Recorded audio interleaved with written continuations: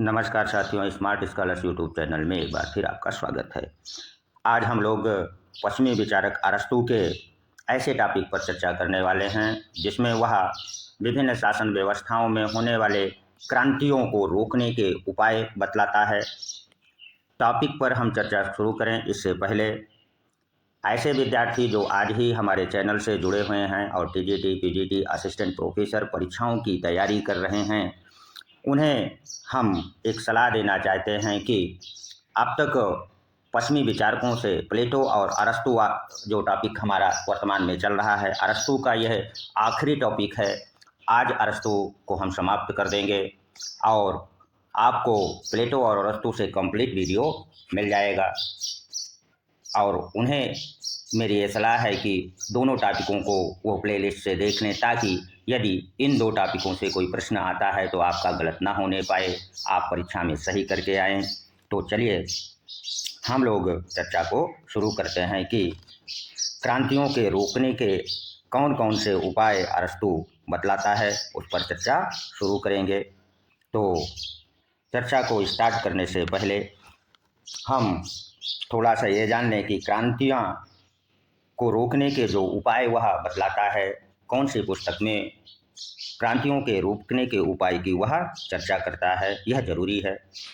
हो सकता है कि आपसे परीक्षा में पूछ ही ले कि क्रांतियों के रोकने के उपायों की चर्चा वह अपनी किस पुस्तक में करता है, तो वह अपने पॉलिटिकस, कौन सी पुस्तक, पॉलिटिकस के द्वितीय पुस्तक अर्थात द्वितीय खंड में वह क्रांतियों अर्थात राजनीतिक परिवर्तन की चर्चा करता है।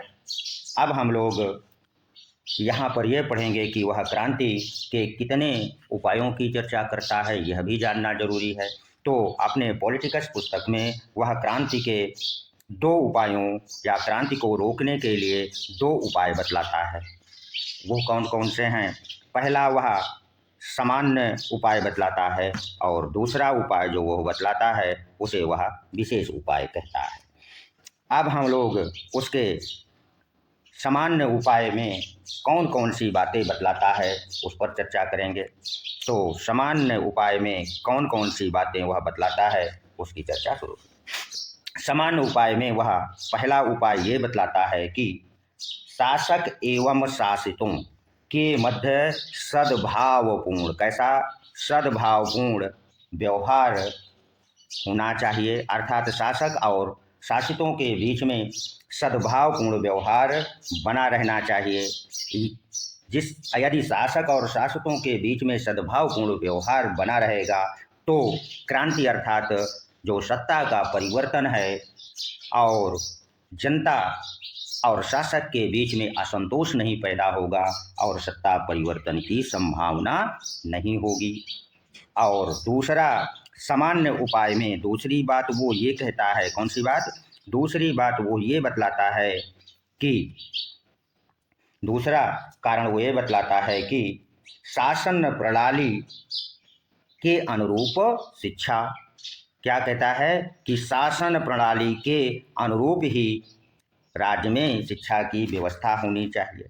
अब शासन प्रणाली के संदर्भ में वो संविधानों के वर्गीकरण में ये बातें बतला चुका है और यहाँ पर हम उसकी विस्तृत चर्चा नहीं कर सकते। तो शासन प्रणाली वो तीन प्रकार का उल्लेख करता है, जैसे राजतंत्र, कौन सा? राजतंत्र, प्रजातंत्र और कुलीन तंत्र। तीन प्रकार की शासन प्रणालियों का उल्लेख वह कहाँ करता है? संविधानों के वर्गीकरण में वो करता है। और वो यहाँ पर ये कहता है कि अगर राज्य में जो शासन प्रणालियाँ हैं उसके अनुरूप ही शिक्षा दी जानी चाहिए। जैसे यदि राज्य में राजतंत्र हो, कौन सी शासन प्रणाली चल रही हो, राजा द्वारा शासन किया जा रहा हो, तो जो शिक्षा नागरिकों को प्रदान की जाए वह वीर पूजा की शिक्षा प्रदान की जाए। किसकी? वीर पूजा की शिक्षा प्रदान की जाए, ताकि लोगों में उत्साह भरे और सदैव राज्य की रक्षा के लिए वो प्रेरित रहें। आगे वो कहता है कि यदि राज्य में प्रजातंत्र प्रणाली हो, कौन सी प्रणाली? प्रजातंत्र प्रणाली हो तो कैसी शिक्षा दी जाए। इसके संदर्भ में वो ये कहता है कि जब राज्य में प्रजातंत्र शिक्षा प्रणाली हो तो इस प्रकार लोगों को शिक्षित किया जाए कि वो संविधान अर्थात राज्य के अनुरूप अपने आप को ढाल सकें, यानी संविधान या राज्य के अनुसार अपने आप को ढाल सकें। और दूसरी बात वो ये कहता है कि लोगों को यह भी बतलाया जाए कि चुनाव कभी दूर नहीं होते हैं, जब चाहें वो अपने मताधिकार का प्रयोग करके प्रजातंत्र शासन प्रणाली में परिवर्तन हो सकता है। इस प्रकार की जब शिक्षा व्यवस्था होगी तो लोगों में असंतोष शासन व्यवस्था के प्रति नहीं होगा।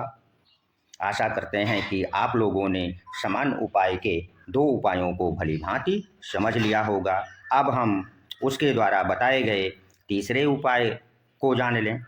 तीसरा उपाय में वो ये कहता है कि राजनीतिक सत्ता, कौन सी सत्ता? राजनीतिक सत्ता अर्थात राजनीति में जो उच्च पद है उस पर एकाधिकार नहीं होना चाहिए। एकाधिकार का मतलब होता है एक व्यक्ति, वो कहता है कि किसी एक व्यक्ति अथवा एक वर्ग का शासन नहीं होना चाहिए। और यदि एक ही व्यक्ति या एक ही वर्ग का शासन रहेगा तो इससे जनता में असंतोष पैदा होगा। अन्य वर्गों में ये भावना हो जाएगी कि हम कभी शासक बन ही नहीं सकते। जैसा कि वर्तमान राजनीति में, प्रजातंत्र में आप देख रहे हैं कि परिवार का ही व्यक्ति, परिवारवाद जो मोदी जी उठा रहे हैं, परिवारवाद, एक ही व्यक्ति राजनीतिक सत्ता पर एकाधिकार रखता है, वही अपने अनुसार चुनाव में विधायकों और सांसदों को टिकट देता है और अपने अनुकूल ही रखता है। तो ऐसा यदि होगा तब क्रांति हो सकती है। तो वो सलाह देता है कि शासन व्यवस्था में एक व्यक्ति अथवा एक वर्ग का शासन नहीं होना चाहिए। अगर ऐसा नहीं होगा तो क्रांतियाँ नहीं होंगी। ये रोकने का वह तीसरा उपाय बतलाता है। अब उसके रोकने के चौथे उपाय अर्थात सामान्य उपाय में जो चौथा उपाय बतलाता है वो क्या है, उसको जान लेते हैं। तो वह चौथे उपाय में ये कहता है कि जो शासक हो वो भ्रष्टाचारी ना हो, अर्थात उसके शासन में जो भ्रष्टाचार ना होना चाहिए और अधिकारियों अथवा पदाधिकारियों को जो नियुक्त करता है वो अपने पदों के का दुरुपयोग ना करने पाएं और भ्रष्टाचार करके अपना आर्थिक लाभ ना ले पाएं। आगे वो कहता है कि राज्य का जो आय व्यय होता है, क्या आय और व्यय, उसका ईमानदारी से लेखा जोखा तैयार किया जाना चाहिए जिससे कि असंतोष अथवा क्रांति ना हो। पांचवें उपाय में जो सामान्य उपाय वह बतलाता है उसको हम लोग जान लें। पांचवें उपाय में अरस्तु कहता है कि जो विभिन्न वर्ग होते हैं, यानी कि शासन व्यवस्था में या राज्य में जो विभिन्न वर्ग निवास करते हैं, उन वर्गों के बीच संतुलन बनाए रखना।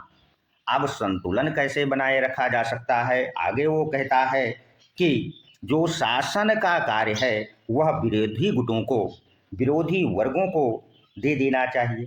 वो कैसे, इस बात को समझाता है। तो वह कहता है,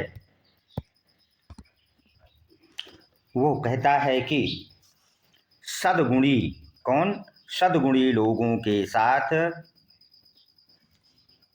धनिकों को शासन व्यवस्था दे देनी चाहिए। अगर सद्गुणी लोग हैं और धनवान एक साथ उनको शासन का कार्य सौंप देना चाहिए, जिसके कारण दोनों के बीच में संतुलन बना रहेगा। दूसरा वो ये बताता है कि धनवानों के साथ निर्धनों की भी नियुक्ति की जानी चाहिए जिससे कि असंतोष नहीं पैदा होगा। तीसरी बात वो ये बतलाता है कि जो मध्यम वित्त वर्ग है, मध्यम वित्त वर्ग को अत्यधिक शक्तिशाली बनाया जाना चाहिए और शक्तिशाली बनाने से ये होगा कि ये जो मध्यम वर्ग है वह क्रांतियों को रोकने का कार्य करेगा। आशा करते हैं कि आप लोगों ने अरस्तु द्वारा क्रांतियों को रोकने के समान उपायों को आपने भली भांति समझ लिया होगा। अब हम लोग चर्चा करेंगे कि अरस्तु ने जो क्रांति को रोकने के विशेष उपाय बतलाए हैं वो कौन कौन से हैं, उनकी भी चर्चा कर लें।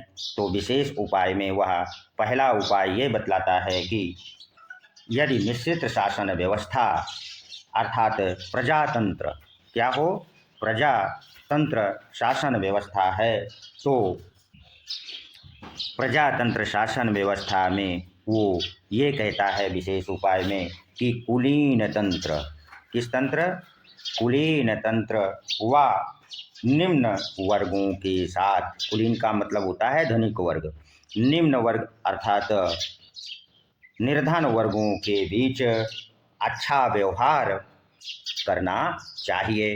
अर्थात दोनों वर्गों के साथ यदि अच्छा व्यवहार प्रजातांत्रिक शासन व्यवस्था में होगा तो क्रांति को रोका जा सकता है। दूसरे उपाय, विशेष उपाय के संदर्भ में वो ये कहता है कि वर्गतंत्र, वर्गतंत्र अर्थात जिसे वह धनिक तंत्र कहता है, अर्थात संपन्न वर्ग द्वारा यदि शासन व्यवस्था है तो इस प्रकार की शासन व्यवस्था में शासन का जो सामान्य कार्य है, सामान्य प्रशासनिक कार्य होता है, वह निर्धन, किसके, निर्धन लोगों के हाथों में सौंप देना चाहिए, जिससे असंतोष नहीं होगा धनिक वर्गों के प्रति और क्रांति को रोका जा सकता है। तथा तीसरा जो विशेष उपाय वो बतलाता है उसको हम लोग चर्चा कर लेते हैं कि तीसरा उपाय विशेष उपाय में वो क्या कहता है। तो तीसरे विशेष उपाय में वो ये बतलाता है कि जब शासन व्यवस्था में आतताई शासन हो, अर्थात जो राजा हो वह आतताई हो, तो क्या जो क्रांति है उसको रोका जा सकता है। तो आतताई शासक के लिए वह ये बतलाता है कि क्रांति के रोकने के लिए वह पहला उपाय ये करे कि जासूसों की नियुक्ति करे और जासूसों में विशेषकर वह स्त्रियों को रखे, जिससे उसे गुप्तचर सूचनाएं मिलती रहें, तथा स्वयं आक्रामक नीति का पालन करे, जिससे कि जनता में भय रहें और असंतोष भय के कारण ना व्यक्त कर पाएं और क्रांतियां ना कर पाएं। आशा करते हैं कि आप लोगों ने अरस्तु द्वारा शासन व्यवस्था में होने वाले जो क्रांतियां हैं उनके जो उपाय वो बतलाता है आप लोगों ने भली भांति समझ लिया होगा। अब हम लोग आने वाले वीडियो में पढ़ने वाले हैं मैकियावेली, जिसे अपने युग का शिशु क्यों कहा जाता है, उसकी चर्चा करेंगे। यदि यह वीडियो आपको अच्छा लगा हो तो इसे सब्सक्राइब कर दें, लाइक कर दें और उन बच्चों को शेयर कर दीजिए जो टीजीटी, पीजीटी व असिस्टेंट प्रोफेसर परीक्षा की तैयारी कर रहे हैं, ताकि उनको अधिक से अधिक लाभ मिल सके और अपना एक स्थान सुरक्षित कर सकें। यही हमारा इस वीडियो को बनाने का उद्देश्य है। धन्यवाद।